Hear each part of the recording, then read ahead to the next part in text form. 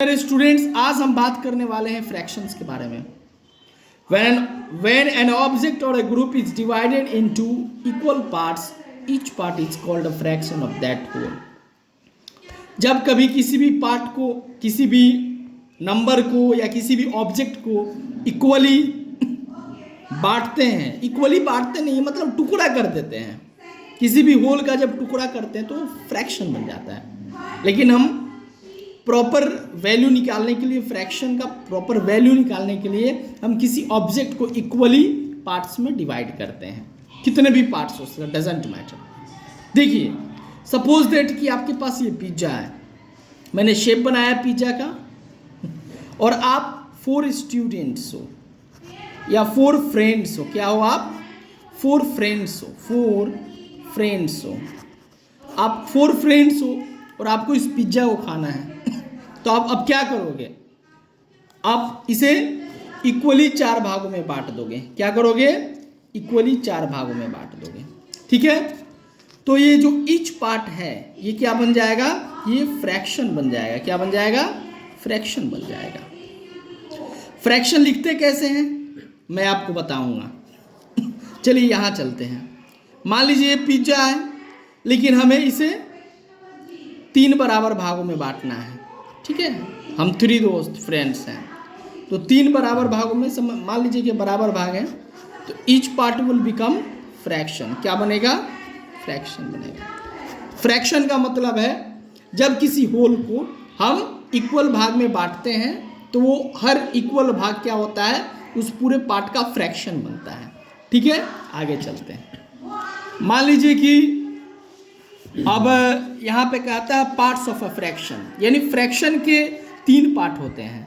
जैसे कि हमें लिखना रहता है 2/3, तो ऊपर वाले को न्यूमरेटर बोलते हैं, नीचे वाले को डिनोमिनेटर बोलते हैं, और बीच वाले को क्या बोलते हैं? Divide line. क्या बोलते हैं? डिवाइड लाइन बोलते हैं। इसी से हम फ्रैक्शन को लिखते हैं। तो फ्रैक्शन को कैसे लिखते हैं यहाँ पे मैं आपको समझाता हूँ। मान लीजिए मुझे इस ट्रायंगुलर पिज्ज़ा को 3-4 बराबर भागों में बांटना है। मैंने बांट दिया। अब ये जो पार्ट है मैंने शेड कर दिया, ये मैंने किसी को दे दिया, तो ये पार्ट क्या होगा?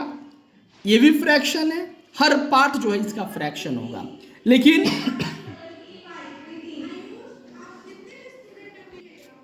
So each part will become a fraction. तो चलिए मैं यहां से निकालता हूं कि इसको कितना कहते हैं। जब भी फ्रैक्शन लिखना हो, किसी ऑब्जेक्ट को आपने इक्वली बांट दिया हो, अगर उसका फ्रैक्शन कभी भी हम लिखते हैं, आगे चल के पढ़ेंगे, या तो वर्ड्स में लिखते हैं नहीं तो फिगर्स में लिखते हैं। फ्रैक्शन को हम या तो वर्ड्स में लिखते हैं नहीं तो फिगर्स में लिखते हैं। फिलहाल फिगर्स यानी न्यूमरल्स की बात करते हैं, नंबर की बात करते हैं। ओके, ये थोड़ा रफ फिगर है। इसको मैंने क्या किया है, ये एक ट्रायंगुलर शेप है, इसको 4 बराबर भागों में बांट दिया, एक भाग को मैंने किसी को दे दिया है। तो कभी भी अगर आप किसी ऑब्जेक्ट का फ्रैक्शनल भाग पार्ट लिखोगे फिगर में, तो याद रखना सबसे पहले नंबर ऑफ पीसेस, यानी जितने नंबर ऑफ पीसेस की आप बात करते हो। ओके, तो स्टूडेंट्स, जब कभी आप किसी फिगर को, किसी ऑब्जेक्ट को आपने इक्वल भागों में बांट दिया है, अगर उसका फ्रैक्शनल पार्ट लिखना है, जैसे मैंने ये पार्ट शेड कर दिया है, इसका फ्रैक्शनल पार्ट लिखना है, तो हमें एक फॉर्मूला को अप्लाई करना होगा, इम्प्लीमेंट करना होगा, जैसे कि number of pieces upon total number of pieces. यानी कि हमने जितना पीस किया है उसको नीचे लिखेंगे, ठीक है, और जिस पीस की बात कर रहे हैं उसको ऊपर लिखेंगे। आइए चलिए एक बार और आपको ले चलते हैं। यहाँ पर देखिए, मैंने इसके 4 पीस किए थे और मैंने किसी को इसके 3 पार्ट्स दे दिए थे, तो 3 पार्ट्स दे दिया और टोटल कितना किया था? 4। तो जो टोटल को नीचे लिखेंगे और जितने की बात कर रहे हैं, जितना मैंने दिया है या लिया है, उसको ऊपर लिखेंगे। ठीक है ना, तो इसको 3/4 बोलेंगे। क्या बोलेंगे? 3/4। तो ये जो शेडेड पोर्शन है उसको 3/4। यहाँ पर जो शेडेड पोर्शन है आप समझिए जैसे कि एक फिगर है, मैंने इसके 3 बराबर भाग किए हैं और एक भाग मैं किसी को दे रहा हूँ, तो इसको 1/3 बोलेंगे, यानी 1/3 बोलेंगे, 1/3 बोलेंगे, 1/3 बोलेंगे, 1/3 बोलेंगे, 1/3 बोलेंगे, ये मैं आपको बाद में बताऊंगा। चलिए पहले प्रैक्टिस कर लेते हैं। क्या कर लेते हैं? प्रैक्टिस कर लेते हैं कि शेडेड फिगर को या फिर अनशेडेड फिगर को हम वर्ड्स में कैसे लिखते हैं, उसके बाद फिर हम लौटेंगे। एक वर्कशीट है आपके लिए, हम सभी के लिए है। चलिए इसको हम सॉल्व करते हैं। अब ये फिगर है, ये क्या है? यह एक शेप है। इस शेप को 3 भागों में बांटा गया है, ठीक है, और इस भाग को शेडेड किया गया है। तो इसके लिए हम क्या लिखें? फ्रैक्शन।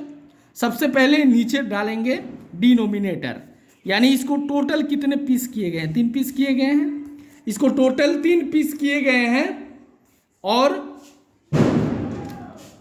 किस पीस की बात कर रहे हैं? तो 1 पीस की बात कर रहे हैं, इसलिए इसको 1 यहाँ पे डाल देंगे। और ये डिवाइड लाइन है, यानी 1/3। अब यहाँ पर टोटल कितने पीस किए गए हैं? 1 2 3 4 5 6 7 8 पीसेस किए गए हैं, लेकिन बस इस पीस की हम बात कर रहे हैं। एक पीस की बात कर रहे हैं और 8 पीसेस किए हैं हम इसके, ठीक है। तो ये हमारा फ्रैक्शन 1/8 हो जाएगा। इस फिगर में देखिए, इस फिगर में टोटल 1 2 3 4 5 पार्ट्स किया गया है। तो टोटल पार्ट्स को हम नीचे लिखते हैं। कहाँ लिखते हैं? डिवाइड लाइन के नीचे लिखते हैं। ओके, लेकिन हम 1 2 3 पार्ट्स की बात कर रहे हैं, तो 3 पार्ट्स को हम कहाँ लिखेंगे? ये मैंने नंबर ऑफ पीसेस या नंबर ऑफ पार्ट्स के लिए दिया हुआ है। चलिए और भी क्लियर हो जाता है, आगे बढ़ते हैं, यहाँ बढ़ते हैं, और भी क्लियर हो जाएगा। ध्यान से आप देखिएगा, ये रहा शेप। इस शेप को मैंने 2 भागों में बांट दिया है, 2 बराबर भागों में बांट दिया है। तो जो टोटल पीसेस होता है या टोटल नंबर ऑफ पार्ट्स होता है, उसको हम नीचे लिखते हैं डिनोमिनेटर के रूप में।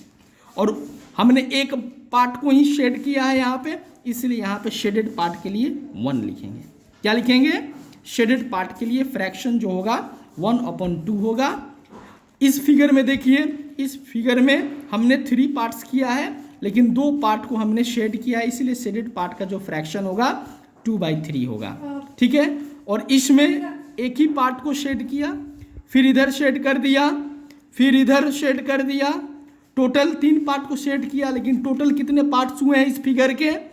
1 2 3 4 5 6 1 2 3 4 5 6।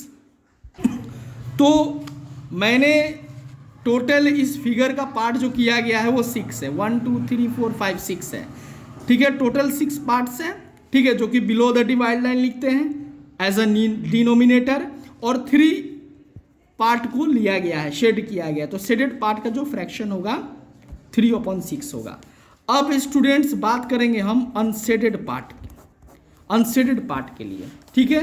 मान लीजिए फिगर है, इसके इतने पार्ट्स को शेड किया गया है, तो पहले वही रूल रहेगा। इसका फ्रैक्शनल पार्ट निकालने के लिए, फिगर में लिखने के लिए हम क्या करेंगे? हम सबसे पहले काउंट करेंगे कि इसको कितने इक्वल पार्ट्स में बांटा गया है। 1 2 3 4 5 6 7 8 पार्ट्स में बांटा गया है। और टोटल कितना शेडेड है? 1 2 3, लेकिन हमें अनशेडेड निकालना है। 1 2 3 4 5 पार्ट्स अनशेडेड है। इसी तरह इसका भी निकाल सकते हैं। इसमें 1 पार्ट अनशेडेड है, टोटल 4 किया गया है। इसमें भी इसमें 3 पार्ट्स, ये और ये 3 पार्ट्स अनशेडेड है और टोटल 4 किया गया। तो इसका फ्रैक्शन 3/4 होगा, इसका फ्रैक्शन 1/4 होगा, ठीक है। आप अब समझ गए कि ये हम किसी शेडेड अनशेडेड पार्ट को फ्रैक्शनल वैल्यू किस प्रकार से देते हैं। सो स्टूडेंट्स, अभी हमने ये पढ़ा कि ये अगर एक फिगर दिया हुआ है, इसको अगर 3 बराबर भागों में आपने बांट दिया है और इसको शेडेड कर दिया है, तो शेडेड पार्ट का जो फ्रैक्शनल वैल्यू है 1/3 होगा, और अनशेडेड पार्ट का जो फ्रैक्शनल वैल्यू होगा वो 2/3 होगा। तो हम बोल रहे हैं 1/3 2/3 ये सब है क्या? ये सब है फ्रैक्शन को या तो हम वर्ड्स में लिखते हैं, नहीं तो फिगर में लिखते हैं। जैसे फ्रैक्शन है ये 2/3, ये न्यूमरेटर है, ये डिनोमिनेटर है, और इसे डिवाइड लाइन बोलते हैं। क्या बोलते हैं? डिवाइड लाइन बोलते हैं। समझ रहे हैं आप मेरी बात को? तो इस फ्रैक्शन को, इसको लिखा गया, इसे फिगर बोलते हैं। जब नंबर्स में लिखते हैं न्यूमरेटर डिनोमिनेटर देखकर तो उसे बोलते हैं कि फ्रैक्शन, ये फिगर्स में लिखा हुआ है। लेकिन इसी को जब ऐसे लिखेंगे 2/3, क्या लिखेंगे 2/3 या फिर 2/3 या फिर 2/3 ऐसे लिखेंगे तो इसको हम बोलेंगे वर्ड्स में लिखे हो। याद रखेंगे जब भी वर्ड्स में लिखेंगे हमेशा स्मॉल लेटर का ही इस्तेमाल करेंगे, ठीक है। तो आइए और समझते हैं कि फ्रैक्शन को वर्ड्स में लिख कर दिखाते हैं। एक दो एग्जाम्पल और लेते हैं और एक दो एग्जाम्पल लेते हैं फ्रैक्शन को किस चीज़ में लिखकर, तो फिगर में लिखकर। तो चलिए सबसे पहले मैं एक शेप बनाता हूँ। यहाँ पे ध्यान से देखिएगा, एक शेप बना रहा हूँ मैं। ये एक इक्विलेटरल ट्रायंगल है, इसको 4 बराबर भागों में बांट दे रहा हूँ मैं, ठीक है। मान लीजिए इसके 4 बराबर भाग हैं। अब इसको मैंने शेड कर दिया है, देखिए मैंने इसके 3 पार्ट्स को शेड कर दिया है, ठीक है। तो शेडेड पार्ट का जो फ्रैक्शन होगा उसको अगर फिगर में लिखना है, किस चीज़ में लिखना है, फिगर में लिखना है तो लिखेंगे 3/4। अगर वर्ड्स में लिखना है तो ऐसे जो बोल रहे हैं वही लिख देंगे 3/4, या फिर लिख देंगे 3/4, या फिर लिख सकते हैं 3/4। क्या लिख सकते हैं, 3/4 लिख सकते हैं। उम्मीद करता हूं आप समझ गए होंगे कि फ्रैक्शन होता क्या है और शेडेड पार्ट अनशेडेड पार्ट को फ्रैक्शनल वैल्यू किस प्रकार से देते हैं और फ्रैक्शन को लिखते कैसे हैं, वर्ड्स में और फिगर्स में। ओके, अगले वीडियो में हम पढ़ेंगे, क्या पढ़ेंगे अगले वीडियो में, तो अगले वीडियो में टाइप्स ऑफ फ्रैक्शन के बारे में पढ़ेंगे, ठीक है। Thank you.